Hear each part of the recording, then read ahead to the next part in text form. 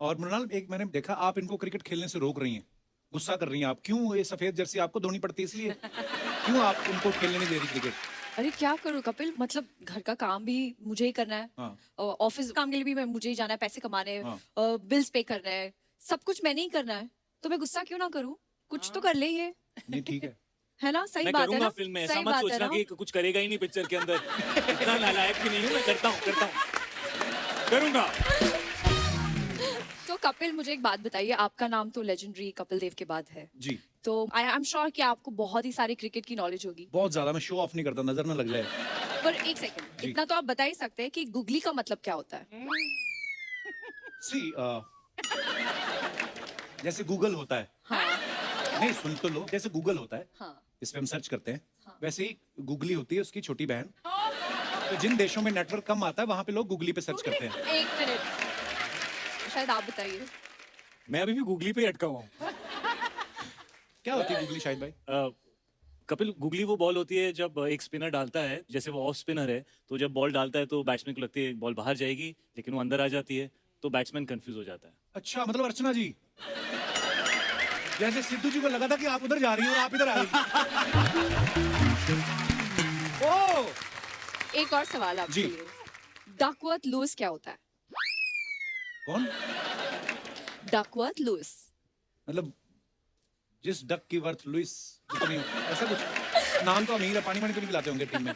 शायद आप बताइए। डकवर्थ और लुईस दो अलग अलग लोग हैं। अच्छा जी। और ये समझ लीजिए कि क्रिकेट के चौधरी वही हैं, जितने भी रूल्स और रेगुलेशंस उन्होंने बनाए हैं। अच्छा। वो इन्हीं mister Duckworth and mister Lewis वो साथ में बैठते थे और ऐसा इडली सांभर खाते थे और रूल्स बनाते थे। अच्छा, मैं सुना ही था डकवर्थ लुइस, पर आज जो आपने एक्सप्लेन किया ये पहली बार पता चला। धन्यवाद।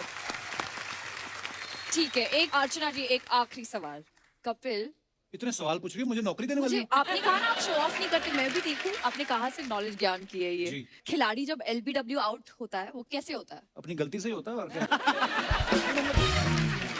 अच्छा, ये दोनों बड़ा मेरा एग्जाम ले रहे हैं ना। अभी मैं आपको एक दुविधा में डालता हूँ। मैं यहाँ पे एक ऐसी शख्सियत को बुलाऊंगा जिनके आगे मैं, आप तो चुप ही हैं, इनकी भी बोलती बंद हो जाएगी। अच्छा। कराऊं? हाँ प्लीज। तो मैं अब मंच पे उनको बुलाने जा रहा हूं जो पूरे हिंदुस्तान के चाहते हैं, सबके फेवरेट है, इंडिया के one of the finest actor. Please welcome mister Pankaj Kapoor. जोरदार तालियां एक बार पंकज सर के लिए। पंकज सर, बहुत बहुत स्वागत है आपका। Thank you. बड़े सालों से हमारी इच्छा थी, तमन्ना थी कि आपके दर्शनों का भी मुलाकात हो जाए। जी। बहुत अच्छा लग रहा है पंकज सर आपको यहाँ पे देख के। बहुत बहुत धन्यवाद आने के लिए। Thank you for calling me. आज ना पंकज सर को देख के तमाम वो टीवी सीरियल्स जो हमने देखे, इनके तमाम वो फिल्में, हाउ आर यू? जाने भी दो यारों से लेके मकबूल तक, मतलब वो सारे किरदार घूमने लगे हैं। तो मेरी तो हालत खराब हो गई है। आप शाहिद को भी देख लो, ऐसे खड़ा है जैसे पेरेंट्स मीटिंग में पापा बिना बताए नहीं आ गए। सर, मैंने पूरी पिक्चर की है सर, सोचो। ओह, पंकज सर ने इतना काम किया और इतना बेहतरीन काम किया है, मतलब चाहे टीवी की बात हो चाहे फिल्मों की बात हो। जब आप टीवी पे इतना सारा काम कर रहे थे, या करमचंद या जबान संभाल के, उस समय कभी आपके दिमाग में आया था कि एक लड़का है जो आपके शोज देख देख के कॉमेडी सीख रहा है, हाँ। एक दिन मैं उसके शो में जाऊंगा, ऐसा कभी आपने सोचा? ये आपका बड़प्पन है कि आपने ऐसी बात कही है। मैं एक बात जरूर कह सकता हूँ कि काफी अरसे के बाद और काफी अर्सा पहले एक टीवी पे एक शो आया करता था जिसमें एक लड़का होता था। अच्छा जी। जो पतलून को रोल करके कुछ कैरेक्टर क्रिएट करके आया करता था। अच्छा जी। और मैं जब भी देखता था मैं कहता था ये लड़का बहुत टैलेंटेड है। अच्छा जी। दो चार डायरेक्टर दोस्तों से भी इसके बारे में जिक्र हुआ। अच्छा जी। आज मैं उसी के शो में खड़ा हूँ। अच्छा, अरे बाप रे, क्या बात है। कौन सा शो सर? कुछ कॉमेडी रिलेटेड शो। अच्छा, कॉमेडी सर्कस होगा इसी हाँ, चैनल पे। प्रोबेबली बहुत अर्ली डेज की आप बात देखते कर थे रहा वो हूँ। सर? जी, मैं कभी कभार सर आपकी वाह, खातिर। आपने तो दिन बना दिया। क्या बात है। आइए सर, बहुत बहुत स्वागत है। प्लीज विराजमान हो जाइए। तालियां जोरदार होनी चाहिए। शाहिद भाई, जैसे मेरी बचपन की बड़ी यादें जुड़ी हैं पंकज सर के सीरियल्स को देखते, आप भी बहुत छोटे होते होंगे जी। तो जब इतने सारे टीवी सीरियल्स आप देखते थे पंकज सर के, आपके दिमाग में नहीं आता था ये बंदा जो टीवी पे आता है हमारे घर में क्यों घूम रहा है? आपके ये मेरे साथ डैड और हमारे साथ एक बहुत अमेजिंग इंसिडेंट हुआ था। जब भी आप मुझसे कोई पूछता है ना कि डैड के सीरियल्स के बारे में या एक्टिंग के बारे में आपको क्या फील होता है, मैं छोटा था तो मुझे वही याद आते रहता है बार बार। डैड और हम लोग सब दिल्ली में थे और डैड ने कहा चलो कुछ अच्छा यमी पिज्जा खाएंगे। तो मैं 5-6 साल का था, खाएंगे गए वहाँ पे, पिज्जा आ रहा है, हम लोग खा रहे हैं और धीरे धीरे ना मैं ऐसे देख रहा हूँ कि सब पीछे पीछे ना ऐसा लग रहा है सब ऐसे ऐसे करके लोग आ रहे हैं, ऐसे ऐसे ऐसे, और डैड खा रहे थे। और फिर एक ऑरेंज चीज झलकने लगी और पता चला कि लोग कैरेट लेकर आ रहे कैरेट हैं। दिखा रहे हो। अच्छा, कम से कम 40-50 लोग कहाँ से वो गाजर लेकर आए और डैड के पास आए और सब बोल रहे सर इसका एक बाइट लेके दिखाइए ना. And I remember dad was looking traumatised. Like मैं 40 गाजर कैसे खाऊंगा. एंड हम एक्चुअली भाग गए वहां से. अच्छा. डैड ने मेरा हाथ पकड़ा जैसे फिल्मों के होता है ना, बेटा किसी को कुछ मत कहना जब तक गाड़ी तक नहीं पहुंची, आंख बंद करके भागते रहना. We actually held hands and we ran out of there. So that's how popular, you know, especially Karamchand was for मुझे dad. याद है कि करमचंद के टाइम पंकज तुम्हारा पहला एपिसोड दूसरा एपिसोड अभी टेलीकास्ट हो रहा था जी। और एक दिन तुम आए थे पंकज बराशा के घर और बोला था यार अब मैं बाहर नहीं जा सकता यार. तो हमने बोला क्यों. यार लोग मुझे बहुत पहचानने लगे हैं अब.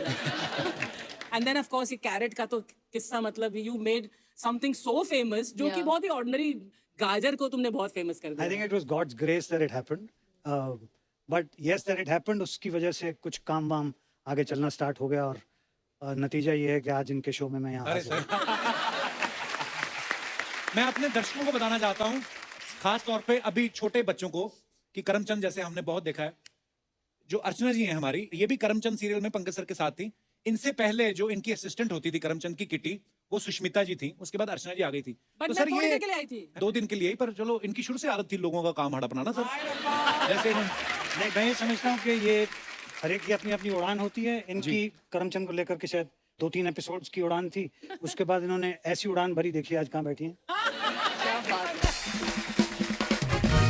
अच्छा सर, जो भी हमारे यहाँ पे एक्टर आते हैं ना, चाहे नया एक्टर आए, चाहे कोई 30 साल से इंडस्ट्री में है, सबके साथ अर्चना जी ने काम किया होता है. मेरे को तो कोई बोल रहा था कि दादा साहब फाल्के और अर्चना जी की भी एक पिक्चर आई थी. ऐसा बोलते हैं, भगवान जाने. I wish. पर सर जैसे अर्चना जी ने बोला ना कि अभी शाहिद भाई भी किस्सा बता रहे थे कि लोग गाजर लेके आ गए, तो जेन्युइनली लोग ना मानने लगते थे. जैसे करमचंद को देख के मुझे लगता था कि आप बहुत बड़े जासूस हैं. जी. कभी ऐसा कोई भोला आदमी आया हो आपका फैन, किसने आपको बोला कि सर मेरा बाप नहीं मिल रहा, ढूंढ दो? नहीं, ऐसा तो नहीं हुआ, लेकिन एक डेफिनेटली हुआ विच आई वाज क्वाइट सरप्राइज्ड कि एक जर्नलिस्ट थी जिन्होंने मुझे इंटरव्यू किया उसको लेकर के, और बहुत अरसे तक वो सवाल पूछती रही, लेकिन बहुत देर तक मुझे यूं देखती रही. उसके बाद मैंने पूछा कि आप इतने अरसे से ऐसे क्यों देख रही हैं. कहने की मैं यकीन नहीं कर पा रही हूँ कि आप इतने नॉर्मल हैं. मुझे लगा था जैसे आप वहाँ काम करते हैं हाँ. वैसे ही आप आम जिंदगी में भी बात करते होंगे. तो वो मेरे लिए एक तजर्बा था जो बड़ा स्टनिंग था कि चूंकि मुझे ऐसा लगता है कि लोगों को आदत ही नहीं थी कैरेक्टराइज्ड कैरेक्टर्स देखने राइट की. Right right. लोगों को आदत थी लोग जैसे हैं वैसे ही दिखने की. तो शायद उस शुरुआत का कुछ फायदा भी था और कुछ नुकसान भी. तो फायदे की वजह से यहाँ बैठा हूँ, नुकसान पर सर बड़ा ही आपने जो काम किया है, पंकज सर अपने आप में एक इंस्टीट्यूशन है. मगर एक छोटी सी बात अर्ज कर देना चाहता हूँ, अगर आप इजाजत दें जी तो. Sir please. आपने यहाँ बुलाया तो आपके शो में दाखिला लेने के लिए जब मैं इस गली में टर्न किया तो वहाँ पे एक बोर्ड लिखा हुआ था, इस गली में बहुत से कुत्ते हैं. अच्छा. तो मैं अपनी जगह जाके बैठ गया. बाप रे. ओह. अच्छा बोर्ड लगाया किसने है, लेकिन बड़ा केयरिंग इंसान है, उसको काटा होगा किसी कुत्ते ने. नहीं एक्चुअली हमारे यहाँ ये पूरी गली में जो हमारा प्रोडक्शन हाउस है वो सारे स्ट्रे डॉग्स की देखभाल करते हैं. तो यहाँ पर 4 से 8 हुए, 8 से 16 ऐसे करके, मतलब हमने उनको स्प्रे करवाया है, लेकिन फिर भी काफी बढ़ गए हैं. तो इसीलिए वहां पर किसी ने लगा दिया. तो हमारा जहाँ पहले सेट था ना, जब हाँ. जब पहले शो शुरू किया था, तो वहाँ पे आग लग गई थी. तो वहाँ पे ना सारे छोटे छोटे पपीज थे, उनको हम यहाँ पे ले आए थे. अच्छा. अब उनको पता है कि ये देख रेख तो करते ही हैं, वो फैमिली प्लानिंग पे ध्यान ही नहीं दे रहे. हमारा एक सीजन होता है, उनको 4-4 जनरेशन आ जाती है.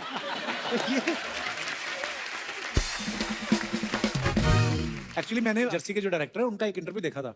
वो ये बोल रहे थे कि जब शाहिद और पंकज सर एक साथ फ्रेम में होते ना, तो मेरा ध्यान इनसे हटता नहीं. आपने कभी उनसे पूछा नहीं कि जब सारा ध्यान मेरे पे है तो शाहिद के पैसे मेरे को दे दो? सर मेरा दूसरा सवाल था उनसे. जी. पैसों का तो मुझे पता था कोई सवाल उठता ही नहीं, और वैसे भी मैं अपने बेटे के पैसे क्यों लेना चाहूंगा. पहली बात, वाह. मैं उतना ही कमाऊंगा जितना मैं कमा सकता हूँ. मगर गौतम सर के बारे में मैं एक बात जरूर कहना चाहता हूँ. उनसे पहली मुलाकात के बाद ही मुझे एहसास हो गया कि पढ़ा लिखा आदमी है, जानता है कि सफेद दाढ़ी की इज्जत कैसे रखनी है. और ये कह के कि इसने अच्छा काम किया है, पूरे यूनिट के अंदर ये अफवाह भी फैला दी थी कि ये कोच का रोल कर रहा है, इसको केवल मैं कोच करूंगा और कोई कोच नहीं करेगा. वाह.